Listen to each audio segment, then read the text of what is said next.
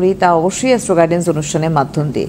আর astro guidance অনুষ্ঠান মানে যাকে পাওয়া তার সঙ্গে আমরা এই মুহূর্তে সরাসরি কথাও বলছিলাম। অনুষ্ঠান শুরুর আগে অনেক এক্সপিরিয়েন্স শেয়ার করছিলেন তিনি, বিশিষ্ট জ্যোতিষ ব্যক্তিত্ব এবং বাকসিদ্ধ মাতৃসাধক শ্রীরামকৃষ্ণ। অনেক অনেক স্বাগত তাদেরকে আমাদের অনুষ্ঠানে আসার জন্য।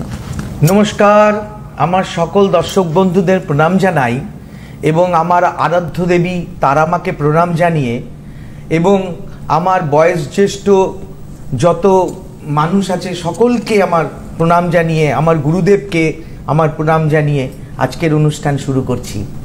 একদম, আপনারা রয়েছেন কিন্তু ওনার সঙ্গে সরাসরি লাইভ অনুষ্ঠানে এই মুহূর্তে কথা বলতে। ফোন করুন আমাদের সরাসরি ফোন নাম্বার 6292242341 আজকে যে বিষয়বস্তু তা অত্যন্ত গুরুত্বপূর্ণ, যে মানুষ জীবনে ক্লান্ত হয়ে যায় দুশ্চিন্তা, হতাশা, অবহেলাজনিত কারণে।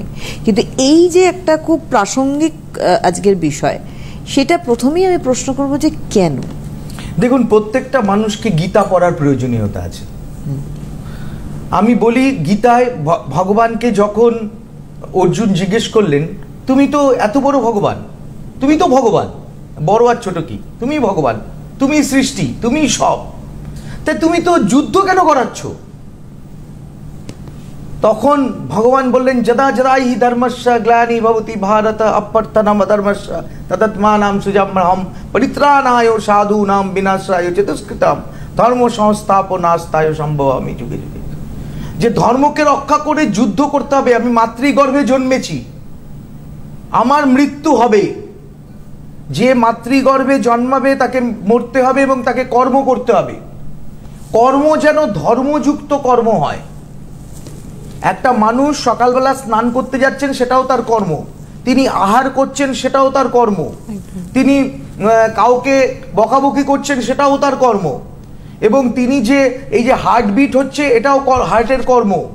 আমরা কর্ম ছাড়া এক বিন্দু মানে ঘুমোচ্ছি, সেটাও কর্ম। কিন্তু যে কর্ম ধর্মযুক্ত কর্ম হবে, সেই কর্ম মানুষকে করতে হবে।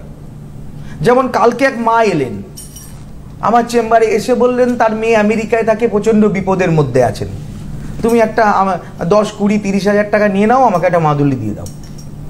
আমি বললাম, মা বিষয়টা এরকম নয়। বিষয়টা ওকে আগে বুঝতে হবে যে ওর কি প্ল্যানেটারি পজিশনটা খারাপ আছে আর ও তার জন্য কি কি কাজ করতে হবে। একদমই তাই। আজ বন্ধু রয়েছেন, দেখে নেবো। হ্যালো, হ্যালো, নমস্কার।